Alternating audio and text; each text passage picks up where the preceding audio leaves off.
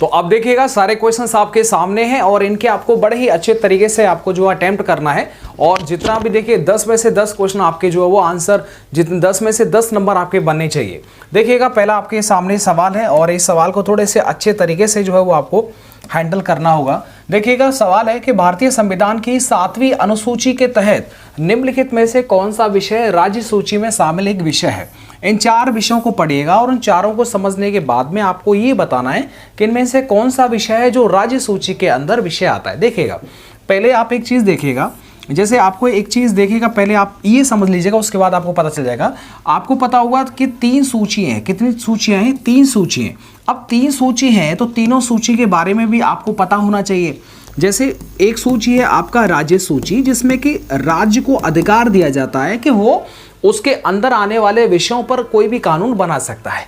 दूसरा होता है संघ सूची, और संघ सूची में होता है कि इसमें सिर्फ केंद्र ही जो होता है वो अपने क्षेत्र में आने वाले विषयों पर कानून बनाने का अधिकार रखता है। एक होता है समवर्ती सूची, और समवर्ती सूची का मतलब ये होता है कि ऐसी सूची जिसके अंदर जितने विषय दिए गए हैं उन विषयों पर राज्य और केंद्र दोनों जो है वो अपना अपना एक कार्यक्षेत्र बना सकते हैं। अब इनके अंदर जो सवाल पूछे गए थे वो मैं आपको बताता हूं। एग्जैक्टली मैं सिर्फ उन्हीं सवालों को डिस्कस करूंगा जो आपके पेपर में आए थे। पूछा गया था कि राज्य सूची में पहले कितने विषय थे। आपको पता होना चाहिए कि राज्य सूची के अंदर पहले 66 थे, लेकिन 66 के बाद में वर्तमान में जो राज्य सूची में विषय हैं वो है 61। इन दोनों संख्या को आप याद रखिएगा, दोनों ही सवाल इंपॉर्टेंट है। इसके बाद संघ सूची की बात करें तो संघ सूची के अंदर पहले कितने विषय थे, तो देखिएगा पहले जो थे वो 97 थे, लेकिन अब जो कितने हो गए, अब 100 हो गए। कितने हो गए? 100 हो गए। इसके बाद में समवर्ती सूची, दोनों ही सवाल आए थे, आप चेक कर लेना पेपर को, आपको पता चल जाएगा। समवर्ती सूची में वर्तमान में कितने थे, पहले कितने थे, तो देखो पहले थे 47, लेकिन अब वर्तमान में कितना हो गया है, 52 हो गया है। यानी कि देखिएगा यहां पर समवर्ती सूची में कितना ऐड हुआ है, +5 हुआ है। यहां पर राज्य सूची में कितना माइनस हुआ है, -5, यानी कि 5 यहां जुड़ा है, 5 यहां पर घट गया है। लेकिन संघ सूची में कितना ऐड हुआ है, 3 ऐड हुआ है। तो ये आपको समझ में आ गया तीनों सूचियों के बारे में। अब आप देखिएगा 7वीं अनुसूची के तहत इनके अंदर जो विषय आता है वो है स्वच्छता, मतलब सामाजिक स्वच्छता। मतलब ये होता है कि इसका मतलब जो स्वच्छता है, जो साफ सफाई का काम किया जाएगा, उसकी जो जिम्मेदारी है वो राज्य सूची के अंदर आने वाला विषय है। तो याद रखेंगे स्वच्छता। देखिएगा ये हो गया स, और 7वीं अनुसूची का भी सा हो गया। ठीक है, तो ये मैच हो जाएगा। एक और चीज याद रखिएगा, अगर आपसे पूछ लिया जाए कि अनुसूचियां, टोटल अनुसूचियां कितनी है, बताओ 12। पहले कितनी थी, 8, उसके बाद 4 ऐड करके कितना हो गया, 12 हो गया। इसके बाद में 2 है। तो अब आपको एक चीज और देख लेनी है कि देखिएगा 2 अनुसूचियों के बारे में बहुत पूछा जाता है कि 11वीं अनुसूची और 12वीं अनुसूची। 11वीं अनुसूची के अंदर मतलब क्या विषय, मतलब कितने विषय आते हैं, ये सवाल जो है बड़ा ही पूछा गया था, रिपीट एंड रिपीट। तो आपको याद रखना है 11वीं जो अनुसूची है वो पंचायत से संबंधित है। किससे है? पंचायत से। और 12वीं अनुसूची के अंदर, ठीक है, नगर पालिका से संबंधित विषय आते हैं जिन पर जो होता है वो उसका राइट होता है। तो पहले 11वीं अनुसूची के अंदर पंचायत क्षेत्र आता है, तो पंचायत क्षेत्र में कितने विषय आते हैं ये सवाल था। तो इसमें याद रख लेना 29 आते हैं। कितने आते हैं? 29 आते हैं। लेकिन पूछा जाए कि 12वीं अनुसूची में जो नगर पालिका है उसके अंदर कितने जो होते विषय आते हैं, तो विषय आपको याद रखने, वो विषय हो जाएंगे 18। कितने हो जाएंगे? 18। तो ये जितना भी डिजिट संख्या है भाई, सबका सब आपको याद रखना है अगर आपको पेपर अच्छा करना है तो। ठीक है, इसके बाद मेरा आपसे एक सवाल है कि शेयर बाजार मतलब स्टॉक एक्सचेंज जो होता है वो किस, मतलब कौन सी अनुसूची में, मतलब कौन सी जो होता है वो सूची में आता है, राज्य, संघ या फिर समवर्ती। उम्मीद करता हूं पूरा आपको समझ में आ गया होगा। एक सवाल है मेरा आपसे कि ये जो कारागार है, मतलब कारागार मतलब जेल डिपार्टमेंट, कारागार जो डिपार्टमेंट है ये कौन सी सूची का विषय है, राज्य, समवर्ती या फिर संघ सूची का। उम्मीद करता हूं ये सवाल आपको पूरा का पूरा समझ में आ गया होगा। इसके बाद में अगला सवाल देखिएगा कि उत्तर प्रदेश भूमि राजस्व अधिनियम निम्नलिखित में से किस वर्ष में स्थापित किया गया था। ये जो एक्ट था, ठीक है, उत्तर प्रदेश भूमि राजस्व अधिनियम जो एक्ट था वो बना था, वो बना कब था, वो बना था अक्टूबर 1901 में। कब बना था बताओ? अक्टूबर 1901 में बना था। मैं एक बार लिख देता हूं, ये बना कब था? अक्टूबर 1901 में बना था। तो इसका जवाब तो हो जाएगा 1901 हो जाएगा। लेकिन भारतीय परिषद अधिनियम 1861 की धारा 40 के तहत इसे लागू किया गया था 21 दिसंबर 1901 के अंदर। मैं एक बार लिख देता हूं, वो क्या था कि भारतीय, देखिएगा आपको दिख रहा होगा, भारतीय परिषद एक्ट, ठीक है, भारतीय परिषद अधिनियम 1861 की धारा, ये आप ये नोट करते जाइएगा, की धारा 40 के तहत इसे जो है वो 21 दिसंबर 1901 में लागू कर दिया गया था। कब कर दिया गया था? तो लागू कर दिया गया था। दोनों ही डेट आप याद रखिएगा। अक्टूबर 1901 में उत्तर प्रदेश भूमि राजस्व अधिनियम बना था, लेकिन इसे लागू कब किया गया था? दिसंबर 1901 में से लागू किया गया था। उम्मीद करता हूं आपको पूरा का पूरा समझ में आ गया होगा। इसके बाद अगला सवाल ले लेते हैं। अगला सवाल आप देखिएगा कि भारतीय संविधान की 12वीं अनुसूची में नगर पालिकाओं के कार्य क्षेत्र कितने कार्यात्मक मदों को रखा गया है? कार्यात्मक मद पहले आपको पता होना चाहिए, कार्यात्मक मतलब क्या होता है। देखिएगा, कार्यात्मक मद बोले तो कार्यात्मक मद का मतलब होता है विषय। कितना होता है? विषय। और मैंने आपको दोनों चीजें बताई थी कि भाई देखो 11वीं जो अनुसूची है और 12वीं अनुसूची है, इन दोनों के बारे में इनके विषय जो होते हैं वो बार बार पूछे जाते हैं, ठीक है। तो 11वीं अनुसूची के अंदर कितने विषय मैंने आपको बताए थे, वो विषय की संख्या है 29। कितना हो जाएगा? 29। लेकिन 12वीं अनुसूची में कितने विषय? 18 हैं। इनको आपको याद रखना है। वही सवाल इसने पूछा है कि 12वीं अनुसूची के अंदर जो नगर पालिका आती है उसमें कितने विषय हैं, तो उसमें कितने विषय हो जाएंगे? 18 हो जाएंगे। यहीं पर अगर 29 विषय होते तो ये हो जाता 11वीं अनुसूची, जिसके अंदर पंचायत क्षेत्र आता है। एक बात बताइए मुझे आप कि जो दल बदल मतलब दल बदल जो एक्ट, जो कानून है, दल बदल जो होता है वो कौन सी अनुसूची के अंदर आता है? दल बदल जो होता है वो कौन सी अनुसूची के अंदर आता है? और हमारे देश के राष्ट्रपति वगैरह जो ये जितने भी पद होते हैं उनकी शपथ जो ली जाती है वो कौन सी अनुसूची में आती है? इन दोनों ही सवालों को आप मुझे कमेंट के अंदर बताएंगे। अगला आप देखेगा, बड़ा ही अच्छे सवाल थे। उम्मीद करता हूं इसमें कुछ विशेष तो बचा नहीं है, जितना था वो मैंने आपको बता दिया। इसके बाद में देखिएगा, ये बड़ा अच्छा सवाल है कि 2002 में भारतीय संविधान में किस संवैधानिक संशोधन अधिनियम द्वारा एक नया मौलिक कर्तव्य जोड़ा गया था? ये सवाल आपने पढ़ लिया, इसका जवाब आपको मुझे देना है।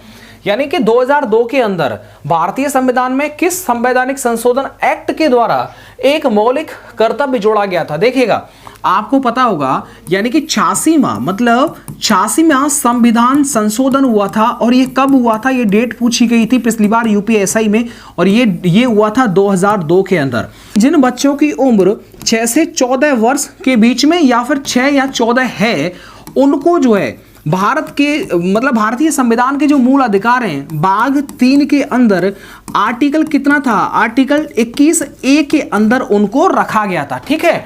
तो 86वां संविधान संशोधन 2002 में हुआ था, होनी चाहिए, मतलब 86वें संविधान संशोधन के तहत ये हुआ था। एक सवाल बड़ा ही प्यारा है कि 74वां संविधान संशोधन ये कब हुआ था और ये किससे संबंधित है? देखिएगा, पढ़ा दिया है, आपको पता चल गया होगा। देखिएगा, एक था 73वां संविधान संशोधन और एक था 74वां संविधान संशोधन।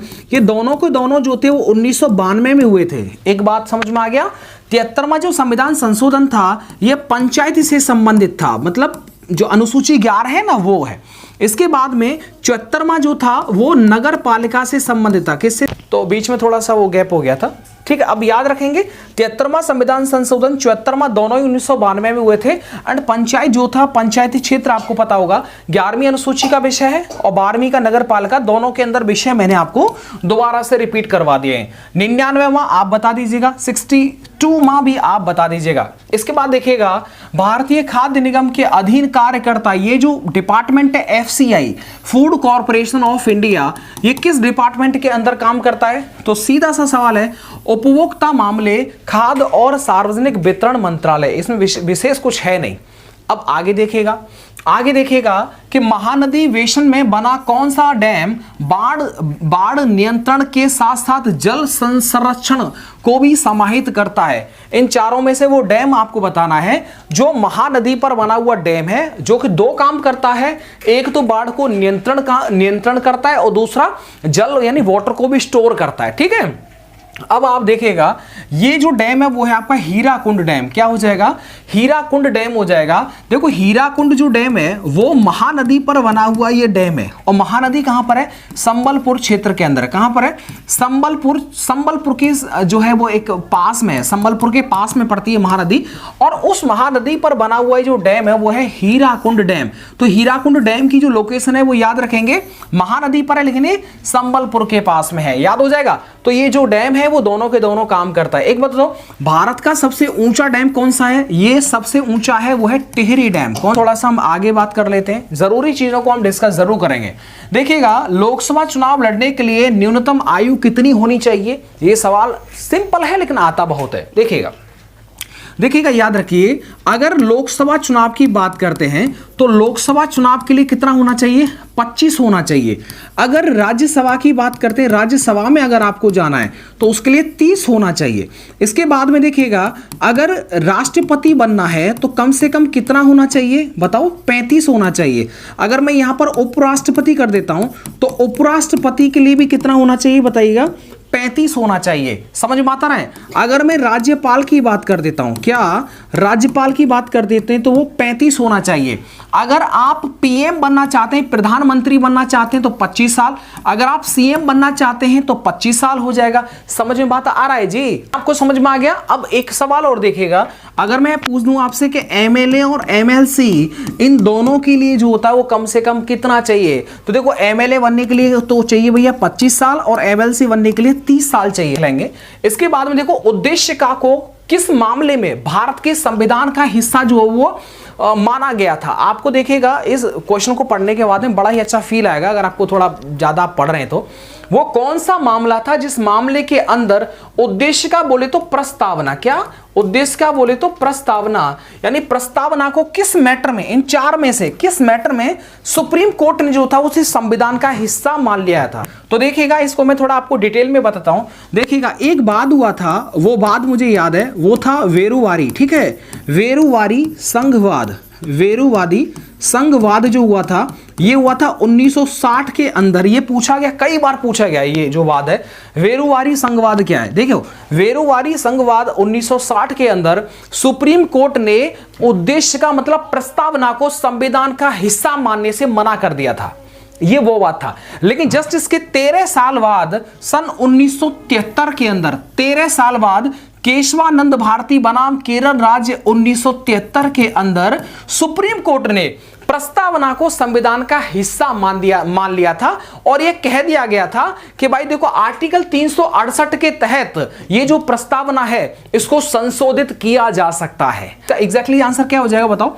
जो होता है दूसरा हो जाएगा। एक है भीम सिंह बनाम हरियाणा राज्य, ये बड़ा ही फेमस है, ये आप मुझे बताएंगे ये वाद क्या है। अगर आप पढ़ते रहेंगे तो आपको बहुत चीजें जो हो याद हो जाएंगे। देखिएगा भारत में सर्वोच्च न्यायालय के न्यायाधीश के लिए सेवानिवृत्ति की आयु जो होती है वो कितनी चाहिए? अगर देखिएगा दो चीजें, दो सवाल बड़े ही फेमस होते हैं, एक होता है सुप्रीम कोर्ट और एक होता है हाई कोर्ट। देखिएगा सुप्रीम कोर्ट का जो न्यायाधीश होता है अगर उसे रिटायरमेंट का जो उम्र पूछा गया है तो उसका होता है 65 ईयर, लेकिन अगर हाई कोर्ट का न्यायाधीश है तो उसके लिए चाहिए 62 साल। अगर 62 साल के वो हो गए तो वो फिर रिटायर हो जाएंगे। समझ में बात आ रहा है जी? बिल्कुल आएगा, अच्छी तरह से आपको बताया जा रहा है। ये दोनों चीजें जो आपको याद रखना। और आपको पता है सुप्रीम कोर्ट जो होता है वो किस आर्टिकल में आता है? आर्टिकल नंबर 124 में। हाई कोर्ट किस आर्टिकल में आता है ये मैं आपके लिए जो है वो छोड़ देता हूं, ये सवाल आप कमेंट कर दीजिएगा। इसके बाद में आपको एक चीज पता होगा, देखिएगा आपको एक चीज, एक नाम आप पढ़िएगा, सरला। क्या है ये क्या मैंने लिखा? सरला। स माने होता है संसद, क्या होता है? स माने होता है संसद जो कि आर्टिकल नंबर 79 में आता है। र माने होता है राज्यसभा जो कि 80 नंबर आर्टिकल में आता है, और ला माने होता है लोकसभा जो कि 81 आर्टिकल में आता है। तो याद रखिएगा ये आर्टिकल भी आपको सरला की तरह से याद कर लेने, और आपको पता होना चाहिए कि लोकसभा मतलब अगर आपको प्रधानमंत्री बनना है तो आपको कम से कम 25 साल का होना जरूरी है। मुझे पूरा भरोसा है कि इसमें कोई भी जो सवाल है वो नहीं बचा होगा। जितने भी सवाल थे वो सब के सब मैंने यहां पर रख लिए, और एक बार मैं दोबारा से जो है आपको रिपीट करवा देता हूं। देखो उद्देश्य का वो किस मैटर में भारत के संविधान का हिस्सा जो है वो माना गया था, तो वो था केशवानंद भारती बनाम केरल राज्य था, जो कि 1973 के अंदर ये डिसीजन आया था और मान लिया गया था। महानदी बेसिन में बना बाढ़ पर नियंत्रण और जल संरक्षण के लिए समाहित करता है वो है हीराकुंड डैम, जो महानदी पर बना हुआ है वो है उड़ीसा के अंदर। कहां पर है बताओ, ये उड़ीसा के अंदर है। इसके बाद में 12वीं अनुसूची नगर पालिका के कार्य क्षेत्र कितने इसमें विषय होते हैं, तो देखो 12वीं अनुसूची के अंदर 11वीं अनुसूची में कितने होते हैं 29 और 12वीं में कितने बताए थे 18, तो इसका एग्जैक्टली आंसर हो जाएगा 18। इसके बाद में देखिएगा पूछा गया था कि 2002 में भारतीय संविधान किस संविधान संशोधन अधिनियम द्वारा एक नया मौलिक कर्तव्य जोड़ा गया था, तो वो था 86वां संविधान संशोधन, ये 2002 के अंदर हुआ था और बोला गया था 6 साल से 14 साल के बच्चे जो हैं उनको शिक्षा का जो होता अधिकार प्राप्त है, और ये मौलिक अधिकार भाग 3 के अंदर जोड़ दिया गया था। उत्तर प्रदेश भूमि राजस्व एक्ट निम्नलिखित में से किस वर्ष स्थापित किया गया था, तो ये बना तो 1901 में था। क्या बना था, अक्टूबर 1901 में बना था, लेकिन इसे लागू कर दिया गया था 21 दिसंबर 1901 में से लागू कर दिया गया था। और ये बोला गया था कि भारतीय परिषद अधिनियम 1861 की धारा 40 के अंदर जो था वो 21 दिसंबर 1901 में जो होता है इसे लागू कर दिया गया। लोकसभा के लिए 25 साल होगा, राज्यसभा के लिए 30 साल होगा, और इसमें कहा गया राष्ट्रपति, उपराष्ट्रपति और राज्यपाल उसके लिए 35 साल होगा। और एक बात होता है एमएलए, क्या एमएलए और एमएलसी इसके लिए कितना था 25 साल और इसके लिए कितना था 30 साल था। अब मैंने आपको और दूसरी बात, सर्वोच्च न्यायाधीश के बारे में आपको मैंने 2 सवाल बताए थे, मतलब high court and supreme court के बारे में, कि भैया हाई कोर्ट जो होता है वो सेवानिवृत्ति 62 साल होता है और सुप्रीम कोर्ट का जो सेवानिवृत्ति 65 साल होता है। ये मैंने आपको बताया था। यहीं पर आपको मैंने 3 आर्टिकल बताए थे, सरला नाम करके, ये बताया था 79 और ये 80 और ये हो जाएगा 81, मतलब संसद, राज्यसभा, लोकसभा। इसके बाद में देखो 7वीं अनुसूची के तहत कौन सा विषय आता है, स्वच्छता होते मैंने आपको बता दिया। इसमें कोई भी जो है वो सवाल मैंने छुपाया नहीं है। उम्मीद करता हूं मेरे भाई आपको पूरा का पूरा वीडियो लेक्चर समझ में आ गया होगा। तो प्रैक्टिस सेट 1 के अंदर अब मैं आपसे एक सवाल पूछ लेता हूं, जो सवाल रिमेनिंग था। अब मैं आपसे एक सवाल पूछता हूं, जो सवाल रिमेनिंग था बड़ा ही सीधा साधा है। देखिएगा आपको मुझे बताना है कि जो ये यूपी है, क्या है, यूपी है, मान लीजिएगा कि ये यूपी है। अब यूपी का मैप कैसे बनाए, देखो ऐसे ऐसे ऐसे, मतलब कुछ भी ऐसे ऐसे ऐसे, ये हो गया, ये यूपी का मैप बन गया। अब यूपी के मैप में मुझे आपको बताना है कि इसका जो बेस्ट है, मतलब पश्चिमी जो जिला है वो कौन सा है, पूर्वी जिला जो होता है वो कौन सा है, एंड इसका जो होता है उत्तरी कौन सा है, और इसका दक्षिणी जो है वो कौन सा जिला है। इन चारों जिलों के नाम आपको जो है मुझे कमेंट बॉक्स के अंदर बताना है। यार वीडियो को एकदम जो है लाइक कर दीजिएगा। आपको ये प्रैक्टिस सेट बड़ा ही अच्छा और समझ में आया हो तो बिल्कुल सपोर्ट करिएगा। एंड इसका प्रैक्टिस सेट नंबर 2 है, बहुत जल्दी आएगा। जिस भी विद्यार्थी के नंबर 10 में से 10 हैं या फिर 5 हैं या फिर 6 हैं, वो जरूर कमेंट करके बताइएगा। कोई भी संशोधन करना हो तो आर्टिकल 368 के तहत संशोधन किया जा सकता है। इस वीडियो में प्रैक्टिस सेट में क्वेश्चन की संख्या में सब कुछ संशोधन किया जा सकता है आर्टिकल 368 के तहत। उम्मीद करता हूं आपको अच्छा लगा होगा। वीडियो को लाइक एंड शेयर करें एंड चैनल को सब्सक्राइब कर लीजिएगा। Thank you.